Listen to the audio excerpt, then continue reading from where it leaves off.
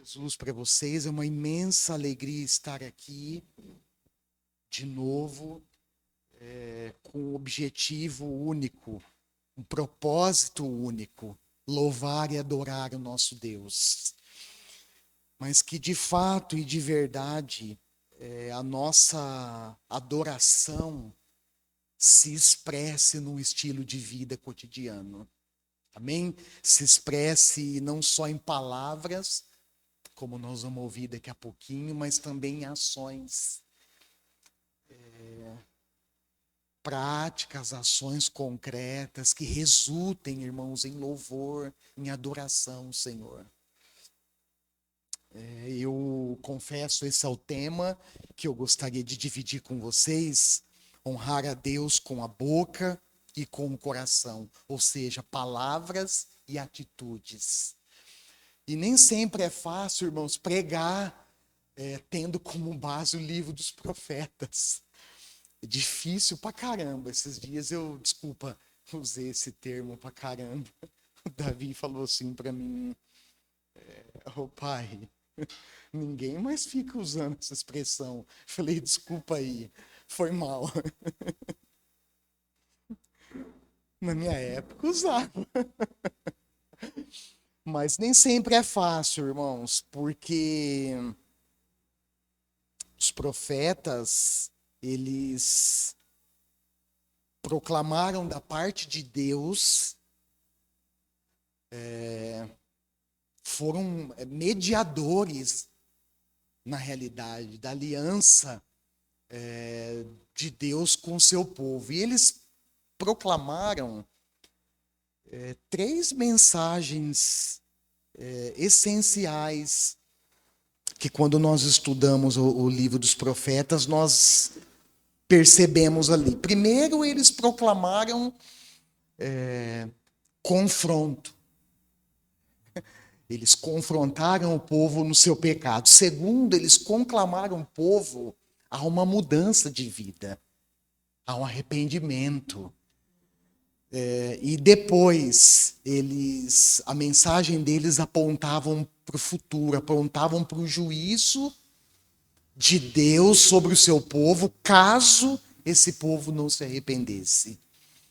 E quando a gente lê o livro dos profetas, acho que duas dicas básicas, irmãos, essenciais para todos nós, quando a gente lê e estuda o livro dos profetas. Primeiro, é que nós não podemos esquecer que a essência das profecias, elas apontavam para Cristo. Isso é maravilhoso. O Ayrton citou aqui, né? Isaías 9, quando Isaías ele descreve ali, ele coloca ali, ele descreve ali, relata ali sobre o nascimento do príncipe da paz. Embora o próprio Isaías, o texto diz que ele teve um filho, e Deus disse para ele assim: olha, põe nesse filho o nome de Maher-Halal-Sabaz, ou Rabaz, uma coisa assim, que significa despojo imediato. Ou seja, Deus estava transmitindo através do nome do filho dele que até os despojos do povo seria saqueado, seria levado embora. Então não é fácil, mas a gente não pode esquecer disso. Primeiro, as profecias apontavam para quem? Para Jesus. Isso fica claro no livro dos profetas, especialmente no livro de Isaías. E a outra questão, irmãos, é que os acontecimentos registrados pelos profetas, incluindo as suas profecias, elas não só apontavam para Cristo, mas como também eram profecias que diz respeito aos acontecimentos daquela época, daquele período. Então, quando a gente lê ou estuda o livro dos profetas, a gente não pode esquecer dessas duas regras básicas, mas essenciais. Primeiro, de novo, as profecias apontavam para Cristo, ele é a essência de todo o Antigo Testamento e de todo o Novo Testamento. Cristo é a essência de toda a Escritura. E segundo, nós não podemos interpretar os acontecimentos ou as profecias do Antigo Testamento à luz dos nossos dias. Por quê? Porque eram acontecimentos restritos ou específicos daquela época, daquele tempo. Então, quando a gente usa, por exemplo, trabalha um texto dos profetas, é muito difícil a gente contextualizar isso, ou seja, aplicar os nossos dias. E eu não digo contextualizar, acho que essa palavra não muito adequada. Eu digo que nós, quando estudamos o livro dos profetas, nós precisamos fazer a seguinte pergunta: o que Deus quer nos ensinar? Ou o que nós podemos aprender através dessa passagem bíblica?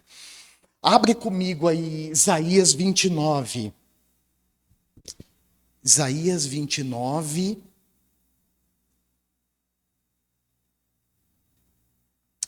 Verso 13.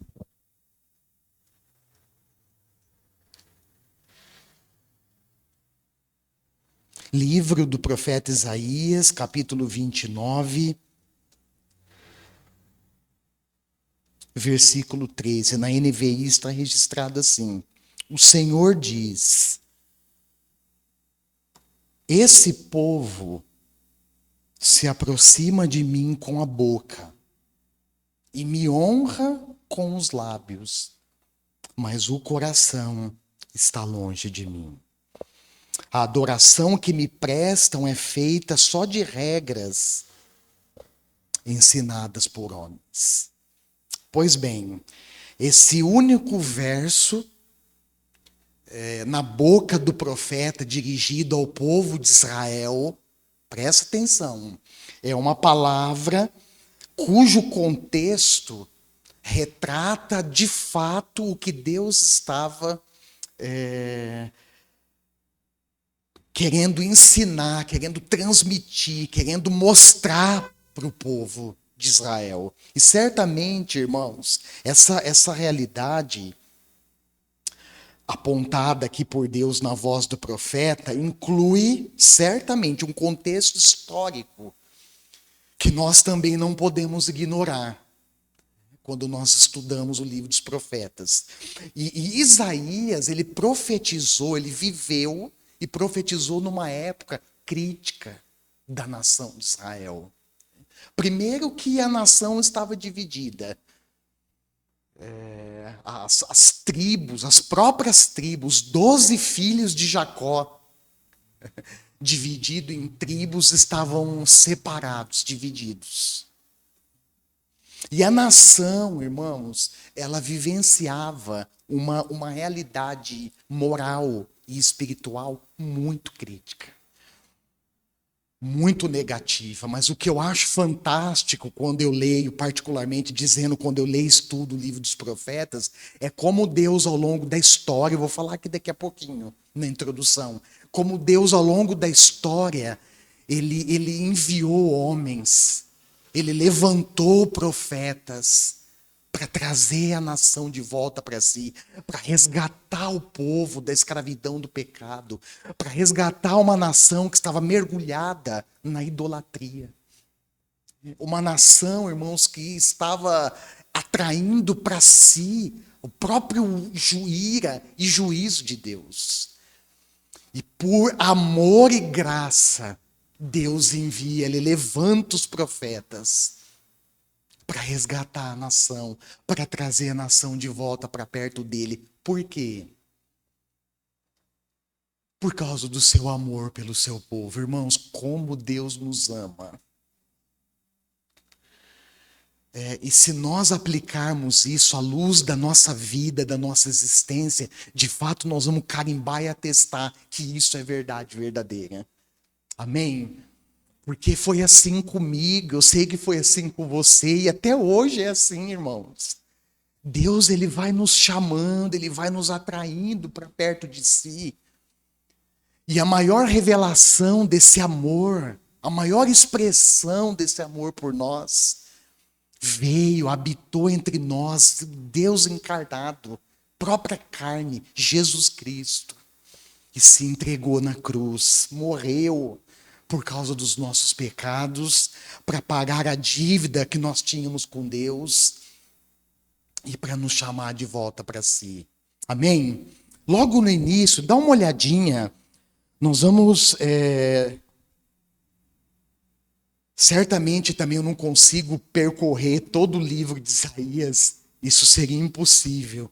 Mas eu quero ver alguns trechos aqui e tentar trabalhar um pouco a partir disso. Não esquece, eu vou tentar compartilhar, expressar aqui na minha comunicação, todo o sermão foi desenvolvido nessa base. O que Deus está nos ensinando através desse episódio, tá bom? Olha lá no capítulo 1, volta lá no início, por favor. 1:1. Isaías 1:1. Logo aqui no início está registrado que a visão que Isaías, filho de Amós, teve, olha aí, foi durante, essa palavra durante, irmãos, ela é muito importante.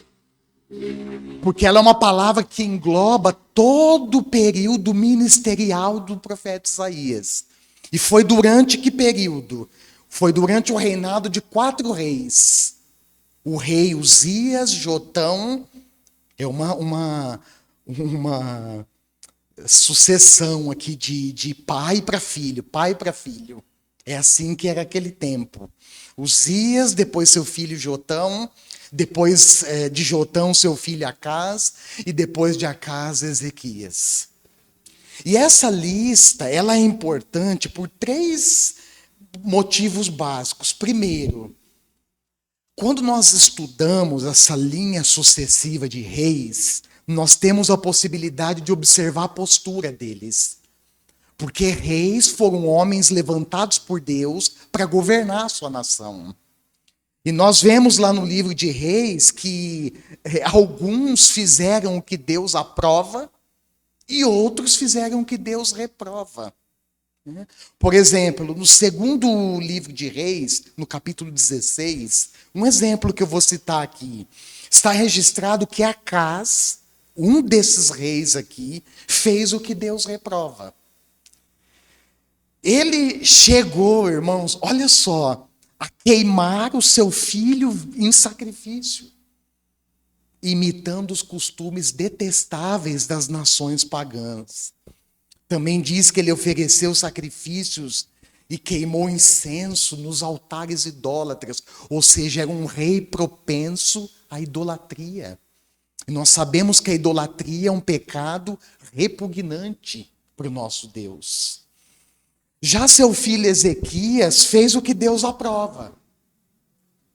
O texto diz que Ezequias, lá no segundo livro de Reis, capítulo 18 agora, ele removeu os altares idólatras, ou seja, falando português claro, ele fez um limpa na nação. Mas esse limpa, irmãos, quando a gente olha para o livro de Reis, a gente vê que não foi um limpa totalmente limpa. Eles deixaram resquícios. E nós sabemos, irmãos, que esses resquícios, essas sobras idólatras, infelizmente, prejudicou muito a nação. Mas o texto diz que ele removeu os altares idólatras, quebrou as colunas sagradas, derrubou os postes sagrados, despedaçou, olha que informação interessante e ao mesmo tempo triste, negativa. Ele despedaçou a serpente de bronze chamada Neustã. Lembra daquela serpente de bronze que Deus mandou Moisés levantar no deserto? Logo que depois de uma vitória do povo, se eu não me engano, contra os cananeus, o povo, Deus dá vitória para eles, eles começam a reclamar do Senhor. Começam a queixar-se do maná que eles estavam comendo, da água que Deus fez brotar da própria rocha. E ele diz, olha, Eles dizem, né? Por que vocês nos tiraram do Egito para vir aqui para esse deserto? Essa comida que nós comemos é detestável. E Deus, então, irmãos, envia serpentes venenosas que começam a picar as pessoas, elas começam a morrer. E aí o povo vai para Moisés e diz: olha, nós pecamos contra o Senhor, contra você. Por favor, ore a Deus por nós. É aquele negócio, né? Quando a coisa aperta, a gente corre para Deus. E aí Moisés ora a Deus, fala: faz o seguinte, Moisés, levanta, faz uma serpente de bronze, coloca ela num poste, enfinca ela aí no chão, e aqueles que forem mordidos pelas serpentes e olhar para essa serpente de bronze não morrerão. E Moisés faz isso, irmãos.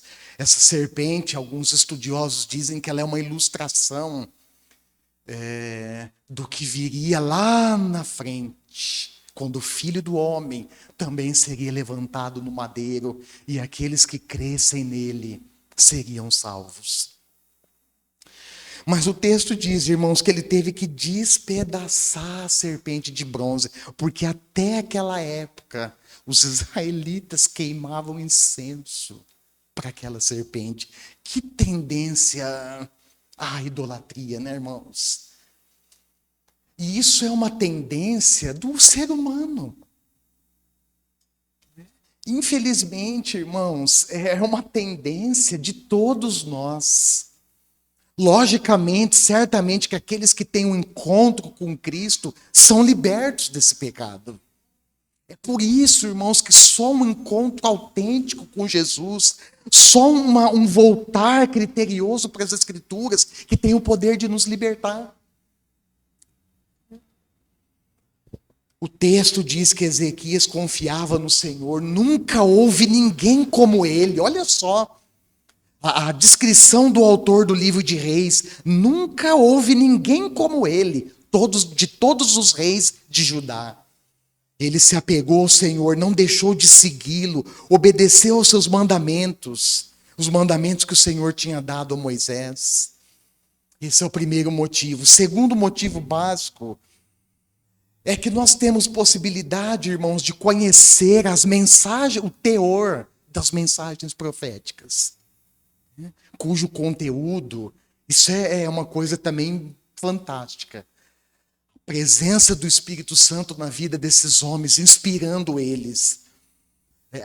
O teor das mensagens, do conteúdo, né, das mensagens, estava perfeitamente alinhado com o contexto moral, cultural, religioso da época. Por exemplo, nós encontramos no livro dos profetas mensagem de advertência, de acusações. Essa de Isaías, no capítulo 29, 13, é uma acusação direta de Deus para o povo. Nós encontramos mensagens de juízo, mensagem de lamento, lamentações de Jeremias, por exemplo, um lamento. Arrependimento, consolação, promessas de Deus. E o terceiro ponto básico, irmãos, é o período das profecias. Lembra que eu falei da palavra durante? É uma palavra importante, porque ela engloba um período da história da nação de Israel. Além de marcar o período que o profeta desenvolveu o seu ministério. Para vocês terem uma ideia, o período de Isaías, do seu ministério, durou aproximadamente 40 anos. Você já pensou, irmãos?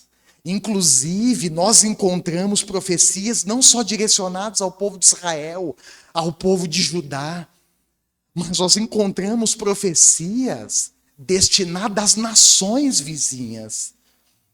As nações vizinhas. Se você for no livro de Isaías mesmo, você vai perceber ali no capítulo 20, dá uma olhada comigo rapidinho, eu não ia entrar aqui não, mas já entrei. Capítulo 20 de Isaías.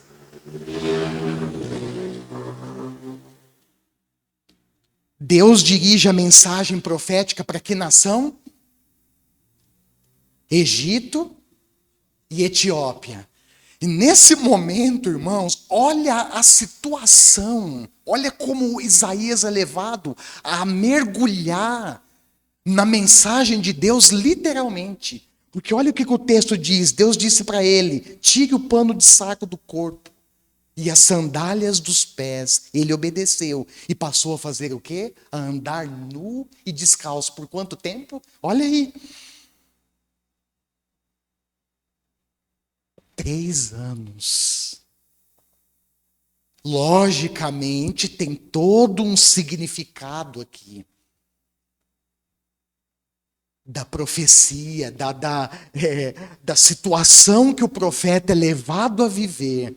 Essa situação ela está ligada à profecia, que foi destinada, nesse caso, à Etiópia, ao Egito e à Etiópia. Olha só, irmãos.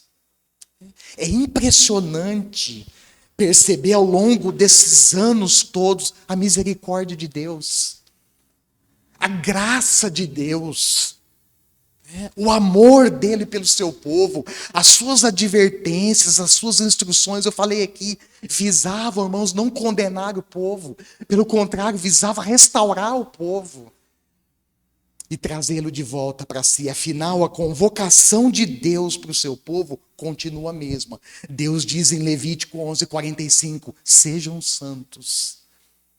Por quê? Porque eu, Senhor, sou santo. Amém? Vamos fazer a transição aqui da introdução para o desenvolvimento da mensagem. Nós observamos, irmãos, desde o início.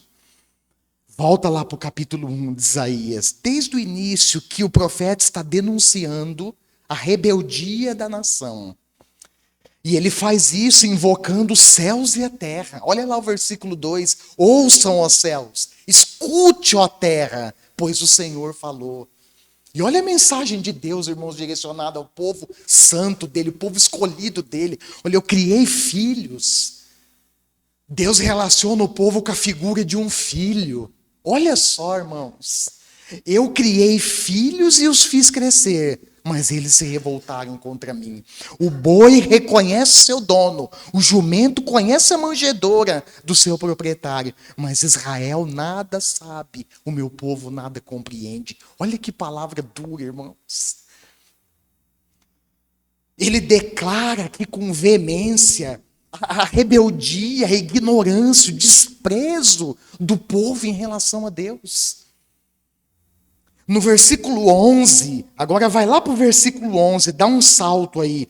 Foi o que eu disse, eu vou fazer uma mescla aqui, né? Eu vou passar por alguns pontos.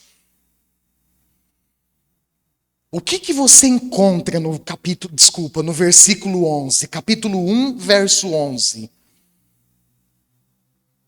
O que você encontra aí registrado? Uma pergunta de quem? Isso, uma pergunta de Deus. Olha a pergunta de Deus. Para que me oferecem tantos sacrifícios? E depois que Deus pergunta, na sequência, vem a acusação. Vem as acusações, a repreensão de Deus. E essa repreensão de Deus, irmãos, é que nos leva a pensar, é aqui que é o ponto do desenvolvimento da mensagem. Fica atento para você acompanhar comigo. É aqui que entra a pergunta. O que nós podemos aprender com esse episódio histórico específico na vida do povo de Israel? O que nós podemos aprender? 2 pontos que eu destaquei aqui. Primeiro, que as atividades que nós realizamos para Deus, presta atenção nisso, por mais legítimas que sejam, se forem desacompanhadas de um coração sincero, de uma vida em santidade, se tornam insignificantes e repugnantes para Deus. Eu fico pensando diante disso, irmãos, o que eu faço? Será que Deus tem aceitado? Eu acho que 2 perguntas importantes: o que eu faço e o como eu faço. Com qual motivação nós fazemos as coisas para Deus? Por exemplo, um exemplo prático, né? Desculpa ser repetitivo. Hoje eu estou com dificuldade de organizar as palavras, me perdoe, irmãos. Mas qual é a minha motivação quando eu venho para o culto? É uma pergunta extremamente pessoal, íntima, particular, não é?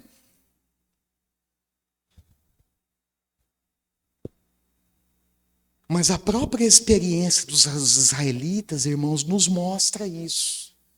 Que quando nós fazemos para Deus, por mais legítimas que sejam essas tarefas, essas atividades, se não for acompanhada de um coração sincero, de uma vida santificada, de uma vida transformada, isso pode se tornar repugnante para Deus. É o que estava acontecendo com o povo de Israel nesse momento que Isaías profetiza. Práticas ritualísticas, lá em Levítico capítulo 19, você pode anotar e estudar depois, você vai ver que são práticas que o próprio Deus havia prescrito para o povo. Mas essas práticas, elas estavam desprovidas de santidade pessoal, de justiça social, de justiça moral. É por isso que elas se tornaram, por legítimas que sejam, por mais legítimas que fossem, repugnantes ao Senhor. Olha só, observa junto comigo o versículo, a partir do versículo 12. Olha aí. Quando vocês vêm à minha presença, quem lhes pediu que pusessem os pés nos meus átrios? Olha a palavra de Deus, irmãos. Parem de trazer ofertas inúteis. O incenso de vocês, as ofertas, se os irmãos sabem, vão lembrar, elas eram acompanhadas de incenso. E o incenso, ele tem um aroma agradável, mas que naquele momento, por causa do pecado do povo, o aroma que deveria ser agradável estava se tornando, ou havia se tornado, repugnante para Deus. Olha o que Deus diz, o incenso de vocês é repugnante para mim. Luas novas, que eles comemoravam todo mês, festa de lua nova. Pensa num povo festeiro, irmãos. Pensa num povo festivo, igual a gente quando veio do mundo. Gostava de um carnaval, gostava de um baile. Eita, que coisa... Hã? Pensa num povo que gostava de festa, ainda hoje. Olha, olha Deus apontando, acusando. Olha as luas novas, sábados, reuniões. Eu não consigo suportar suas assembleias cheias de iniquidade. As suas festas de lua nova, as suas festas fixas. Quais as 3 festas fixas, irmãos, que eram comemoradas anualmente, todo ano? Vamos lá, a primeira, Páscoa. O que celebrava a Páscoa? A libertação da onde? Do Egito. Segunda festa, o Pentecostes. Ó, aulinha lá da escola dominical, hein? A gente não esquece nunca, hein? 50 dias penta, associa penta. 50 dias depois da Páscoa, eles comemoravam a chamada festa das cabanas. O Pentecostes, que era a colheita dos primeiros cereais. E a terceira, irmãos, era a festa de outono, que eles comemoravam a colheita dos primeiros frutos. Isso era anual. E Deus está dizendo, olha, suas festas fixas, elas são, eu as odeio. Tornaram-se um fardo para mim, não suporto mais. Olha só, irmãos, festa das cabanas e festa dos tabernáculos.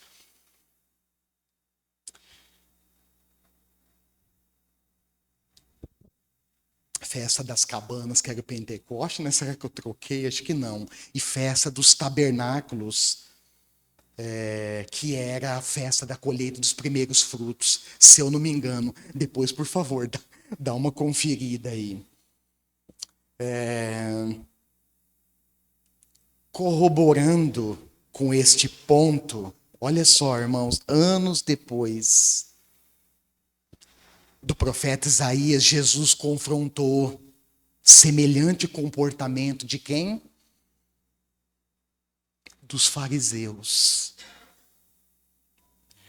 Mateus, inclusive, olha lá, Mateus capítulo 23, ele reservou um capítulo inteiro, Mateus capítulo 23, do seu evangelho, para incluir essa abordagem feita pelo Senhor Jesus.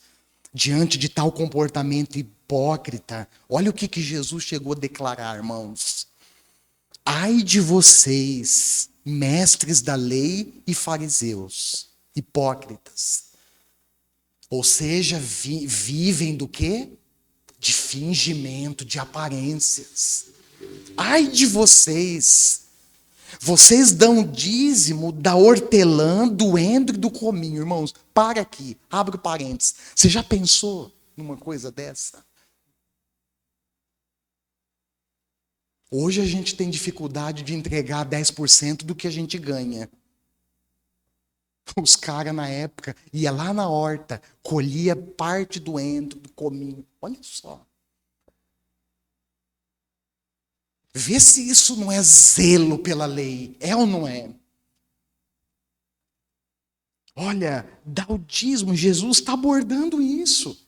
E Jesus, na realidade, se você for olhar o texto, eu não vou entrar aqui a fundo, mas se você for lá, Jesus não está condenando essa prática deles, irmãos. Pelo contrário, Jesus enfatiza lá, ele fala, vocês deveriam fazer isso. Vocês deveriam fazer isso mesmo. Mas sem se esquecer dos preceitos principais da lei, a misericórdia, a justiça e a fidelidade.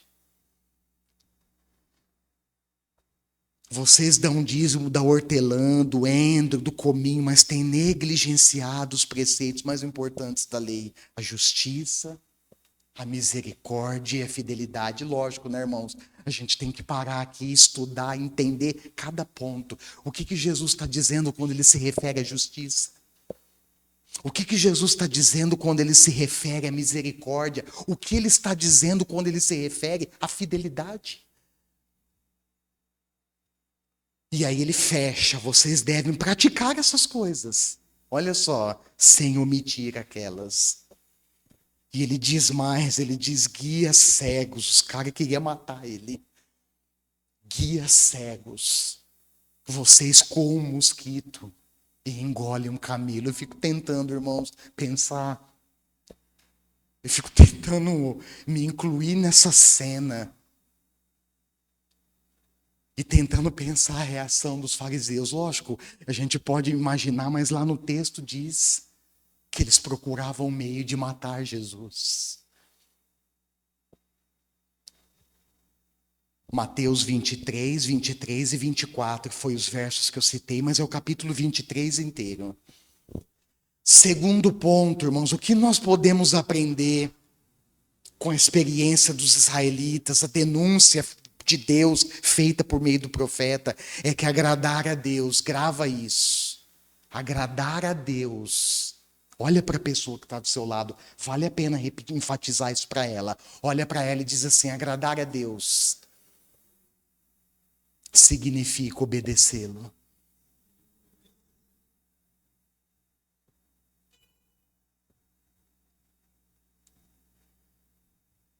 Agradar a Deus, irmãos, envolve compromisso com a palavra. O Ayrton, no início do louvor, mencionou o texto de Filipenses 2. Eu comecei já a ligar os pontos. Falei, opa, o Espírito Santo já adiantando a mensagem. Ó, o Espírito Santo já adiantando a mensagem. Porque Paulo, ele inclui provavelmente Filipenses 2, do 5 em diante, irmãos. Acredita-se, os estudiosos da Bíblia, que Paulo inclui ali um cântico antigo. E esse cântico antigo, irmãos, retrata um princípio essencial da fé cristã. Qual é esse princípio? Obediência. Porque Paulo diz, olha, seja a atitude de vocês, vocês quem? Ele estava se referindo a quem? A igreja em Filipos. E ele está dizendo, olha, seja a atitude de vocês, igreja, a mesma de Cristo, que foi obediente, obediente até a morte e morte de cruz. Você pode ter certeza, irmãos, que se tem uma coisa que agrada a Deus, é a nossa obediência. Não são meras palavras ou palavras vazias dispersadas no vento que agrada o Senhor, mas é a nossa obediência, irmãos. A obediência, inclusive, é uma marca do discipulado, do discípulo de Jesus. E o que é isso, pastor? Isso é compromisso com a palavra. E quando eu entro nesse caminho, irmãos, eu clamo a misericórdia de Deus. Quando eu entro nesse ponto, eu me deparo, eu me encaro essa realidade bíblica, irmãos, eu olho para dentro de mim, eu olho para os meus comportamentos, para as minhas condutas e clamo, Senhor, tem misericórdia, ajuda-me a viver a sua palavra. Porque viver de aparência, irmãos, não esquece isso. Viver de aparência significa viver escravizado numa religiosidade que inclusive nos aprisiona. Como os fariseus estavam realmente cegos. Espiritualmente eram cegos e guiavam outros à cegueira espiritual. Jesus é claro, ele diz, olha, vocês como um mosquito. Lógico, a gente não interpreta isso literalmente, porque nem primeiro nem é possível coar mosquito. E também não é possível engolir um camelo. Mas o que Jesus estava dizendo, olha, vocês se atentam nas minúcias da lei, mas se esquecem do mais importante. Às vezes, irmãos, eu sou assim, às vezes nós somos assim, nós precisamos cuidar, irmãos, cuidar. Às vezes a gente se prende a picuinhas, às vezes entre nós mesmos. Acontece isso na dinâmica da igreja. Nós nos prendemos a picuinhas, a detalhezinhos insignificantes. E corremos o risco, irmãos, de esquecer os princípios essenciais da lei. Jesus diz lá, né? Misericórdia, justiça, misericórdia e fidelidade. A ordem de Deus, olha lá verso 16. Agora de Isaías de novo, né? Envolve também, irmãos, arrependimento. Olha só, dois princípios essenciais, obediência e arrependimento. E, na realidade, um está ligado no outro. Se eu me arrependo, logo eu obedeço o que a palavra de Deus me instrui. Olha lá o que Deus diz a partir do verso 16, Isaías capítulo 1, lavem-se. Olha lá, limpem-se. O que Deus está transmitindo para o povo, irmãos? Ele queria de fato, não eram as festas, não eram os sacrifícios inúteis. Ele queria, na verdade, irmãos, um coração limpo, mãos que estavam sujas de sangue. Olha, limpem-se. Deus desejava do seu povo e continua desejando e exigindo isso, pureza. Pureza no nível moral, pureza no nível, irmãos, espiritual.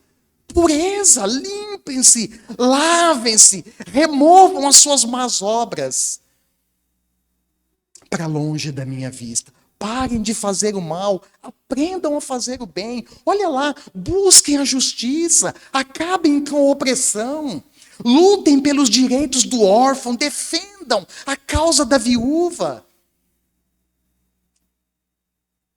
Obediência é um princípio que autentica a nossa fé e o nosso amor por Cristo. E nesse caminho, irmãos, grave isso, todos nós temos responsabilidade. Todo discípulo de Jesus está inserido, envolvido nesse princípio. Obediência. No Evangelho de João, capítulo 14, dá uma olhada lá, no verso 23 a 24, João 14, 23 a 24, dá uma olhada lá, respondeu Jesus para os seus discípulos, se alguém me ama, obedecerá a minha palavra.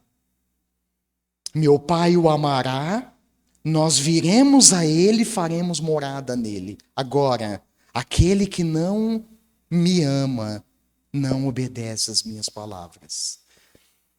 Essas palavras que vocês estão ouvindo não são minhas, são de meu Pai que me enviou. Logicamente tem todo um contexto, Jesus está fortalecendo os discípulos antes da sua partida.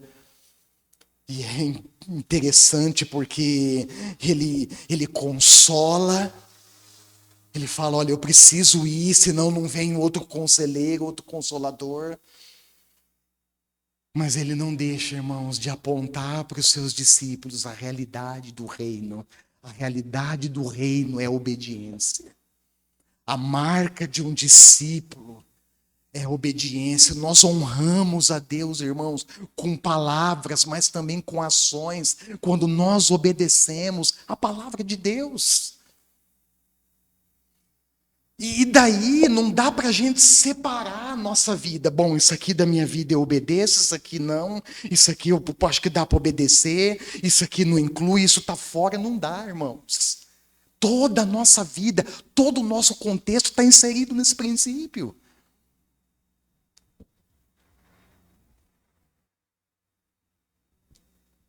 João 15:10, olha lá. Se vocês obedecerem aos meus mandamentos, permanecerão no quê? No meu amor. Assim como tenho obedecido ao mandamento de meu Pai, e em seu amor permaneço. Que palavra profunda, hein?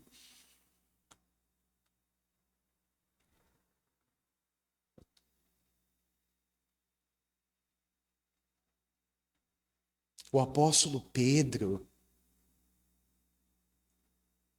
padrão de obediência para todo discípulo de Jesus, é o próprio Cristo.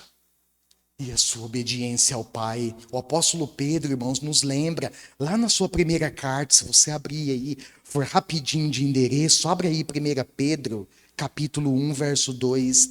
Pedro está escrevendo para os cristãos que estavam dispersos.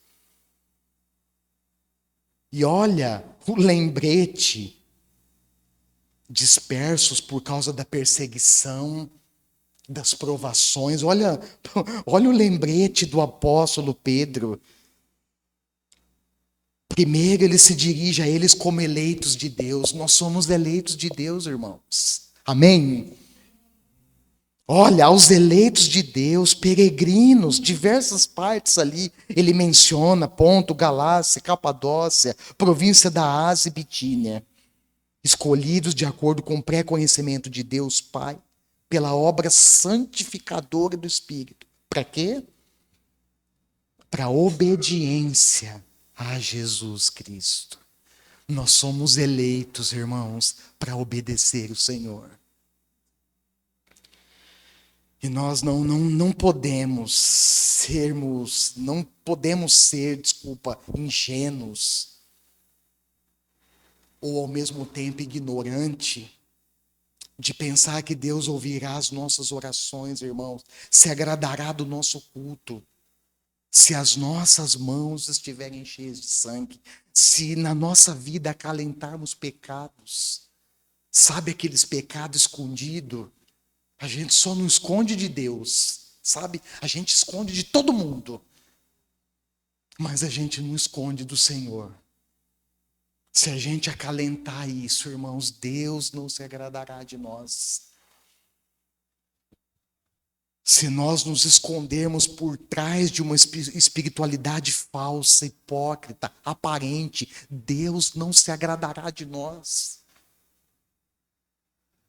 O próprio profeta Isaías, olha lá o versículo 15, ele diz isso, ele aponta essa realidade. Olha lá, ele diz assim, olha, quando vocês estenderem, é o Senhor falando por meio dele, versículo 15, 1:15. Quando vocês estenderem as mãos em oração, esconderei de vocês os meus olhos. Mesmo que multipliquem as suas orações, não as escutarei, porque as suas mãos estão cheias de sangue.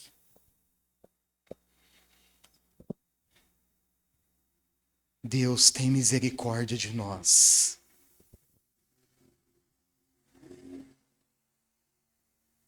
Na quarta-feira nós temos desenvolvido isso na prática, irmãos. Nós entramos em oração, intercessão, mas antes pela igreja e pelo Brasil. Mas nós estamos nos atentando em duas áreas específicas. Em algumas, né? Não só em duas. Tanto para a igreja como para a nação. Essas duas áreas são a confissão e o arrependimento.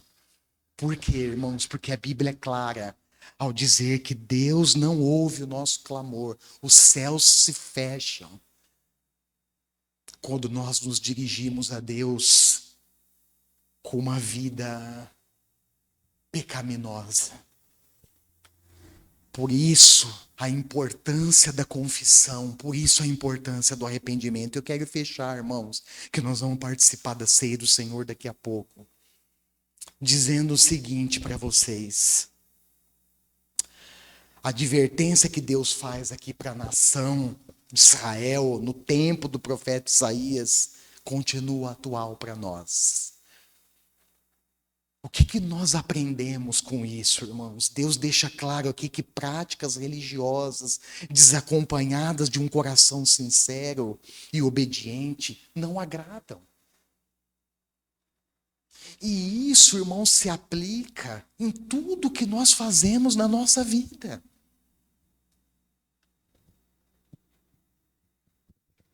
A hipocrisia, eu estava pensando quando eu estava estudando, especialmente o texto de Mateus 23, fiquei pensando que a hipocrisia ela possui um traje típico. Você já prestou atenção lá em Mateus 23? Ela possui um traje típico. Qual é esse traje? Primeiro, palavras desacompanhadas de atitudes e ações que visam agradar, sabe quem? Os homens. Mateus 23, 5. Olha o que Jesus diz. Mateus 23, 5. Tudo o que fazem é para serem vistos pelos homens. Eles fazem os seus filactérios bem largos. Olha só. Franjas. E as franjas de suas vestes bem longas. Gostam do lugar de honra nos banquetes e dos assentos mais importantes nas sinagogas. Gostam de serem saudados nas praças e serem chamados de rabis, de mestres. Andavam, irmãos, esses filactérios eram pequenas caixas que continham textos bíblicos. Eles andavam com elas amarradas, presas na testa e nos braços. Jesus disse à multidão e aos seus discípulos que fizessem tudo o que eles faziam. Olha só, irmãos. Jesus olha para eles e fala, olha, tudo o que os fariseus fazem, façam vocês também. No primeiro instante parece soar estranho, não é? Mas depois Jesus completa, ó.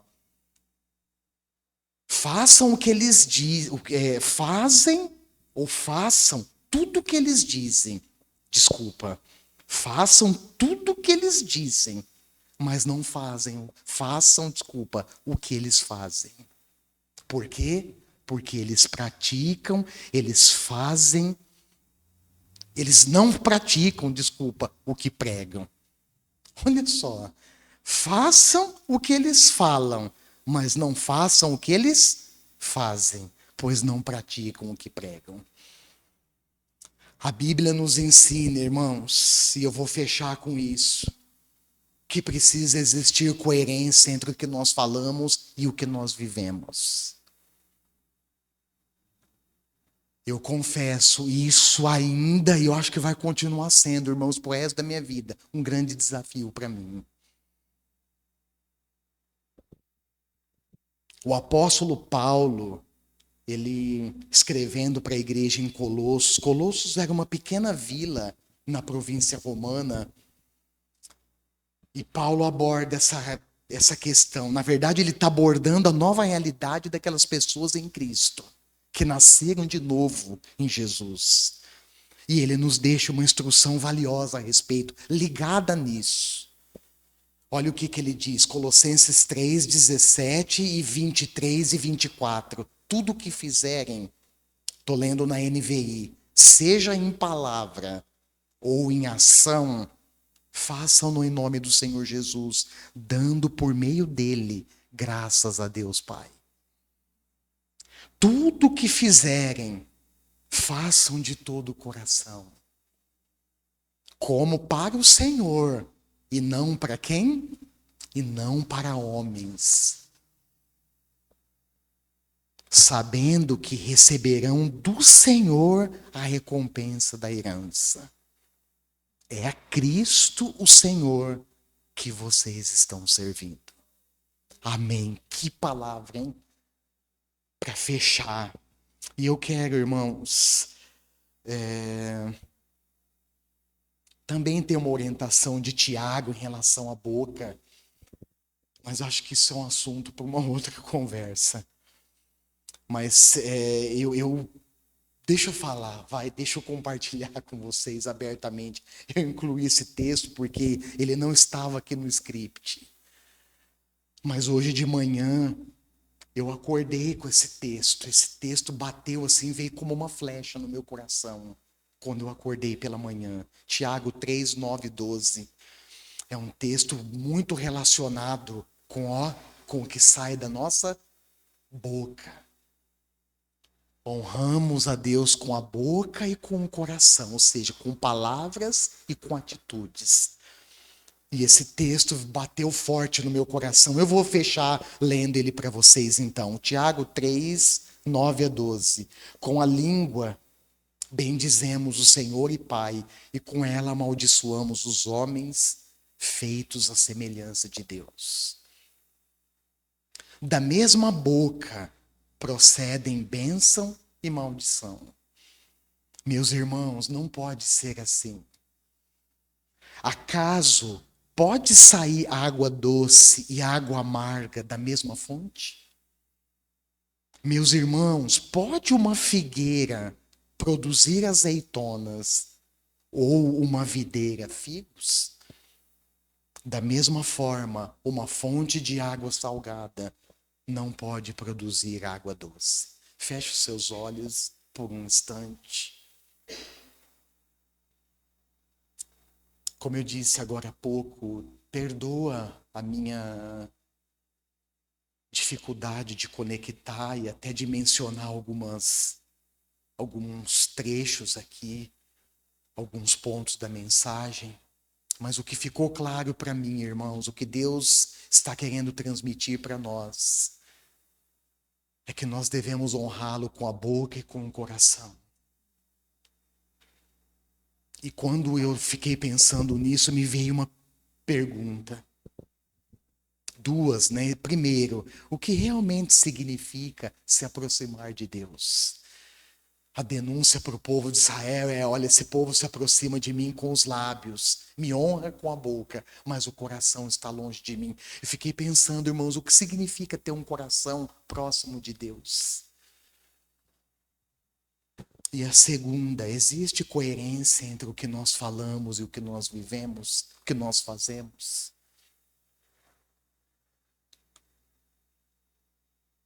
Ore ao Senhor. A partir do que foi transmitido, a palavra foi lançada, irmãos, isso que importa. Dentro de um certo grau de coerência, de ordem, a palavra foi lançada. Agora, a avaliação pessoal cabe a mim, a você, cada um de nós fazermos.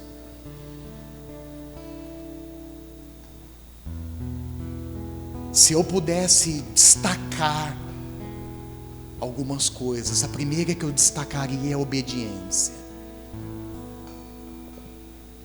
Nós somos convocados, não é chamados. Há uma grande diferença entre chamado e convocação. Nós somos convocados à obediência. O apóstolo Pedro diz: vocês são eleitos, santificados para a obediência a Jesus Cristo. Talvez essa era uma coisa, um ponto de destaque.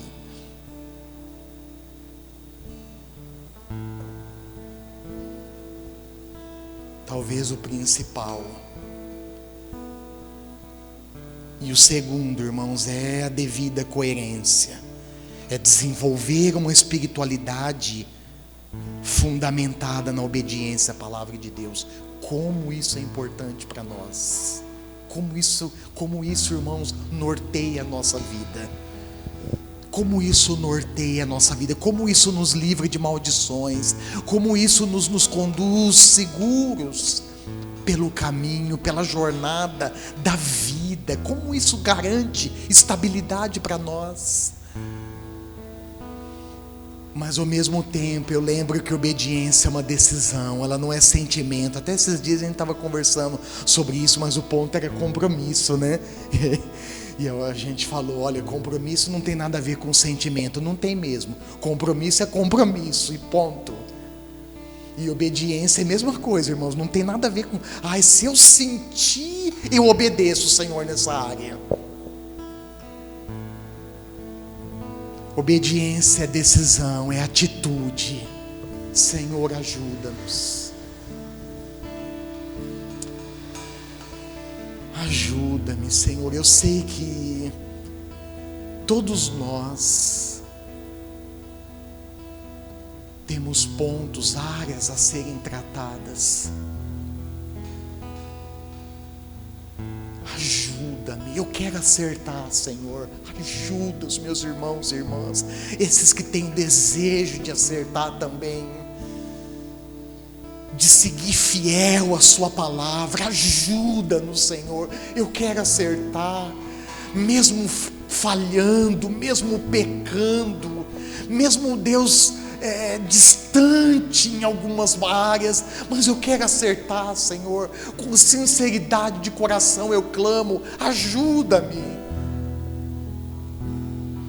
A sua palavra diz, o rei Davi, se eu não me engano, num salmo ele registra o seguinte ponto, ele diz, olha, um coração sincero e contrito, ou seja, um coração sincero e arrependido, não desprezarás, ó Deus.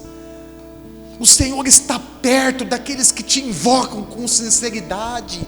O Senhor está perto daqueles que se arrependem verdadeiramente, mesmo pecando, mas se arrependem. E o arrependimento, Senhor, nós não podemos esquecer que Ele é constante. Ele é permanente, Ele não é uma vez só na nossa vida, mas é constante, permanente, arrependimento diante do Senhor. Porque o que de fato eu quero, nós queremos, eu creio que esse também é o desejo dos meus irmãos e irmãs que estão aqui, é nos aproximarmos do Senhor, é agradarmos o seu coração, é que o nosso culto seja agradável a Ti, as tarefas que fazemos no dia a dia sejam agradáveis ao Senhor. Talvez essa também seja uma grande lição que aprendemos desse episódio, Senhor. Ajuda-nos, ajuda-nos. Que a sua graça seja sobre nós. Que a sua misericórdia seja sobre nós e ao longo da caminhada a gente possa ir aprendendo o que significa o que o Senhor disse para os fariseus. Pratiquem essas coisas, mas não se esqueçam dos princípios essenciais da lei: a justiça, a misericórdia e a fidelidade. Ajuda-nos, Senhor, ajuda-nos. Em nome de Jesus, amém. Amém, irmãos, com muita gratidão, nós